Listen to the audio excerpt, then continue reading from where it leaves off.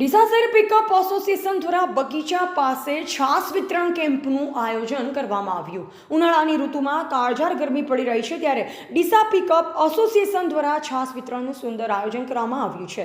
આ કાર્યક્રમની અંદર પિકઅપ એસોસિએશનના પ્રમુખ નરેશભાઈ પુરોહિતે જણાવ્યું હતું કે અમારા પિકઅપ એસોસિએશનની મિટિંગનું આયોજન કરવામાં આવ્યું। આયોજન કર્યા બાદ સર્વ સભ્યો દ્વારા ખાસ મિત્રના કાર્યક્રમ થાય તેનો નિર્ણય લેવામાં આવ્યો। નિર્ણય બાદ આજે પિકઅપ એસોસિએશન દ્વારાના કાર્યક્રમ કરવામાં આવ્યો। આ કાર્યક્રમમાં મુખ્ય મહેમાન તરીકે પૂર્વ વેરહાઉસિંગ ચેરમેન મગનલાલ માળી, ડીસા શહેર પ્રમુખ રમેશભાઈ દેલવાડિયા, ડીસા શહેર મહામંત્રી અશોકભાઈ પટેલ, ડીસા શહેર મહામંત્રી કનુભાઈ જોશી તથા પિકઅપ એસોસિએશનના સભ્ય તથા આગેવાનો તથા મોટી સંખ્યામાં લોકોને છાસ પીવાની લાગણી અનુભવી।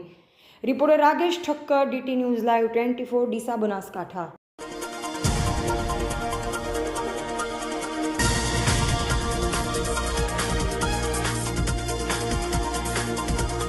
મારું નામ કનુભાઈ પુરોહિત, ડીસા પિકઅપ એસોસિએશનના પ્રમુખ।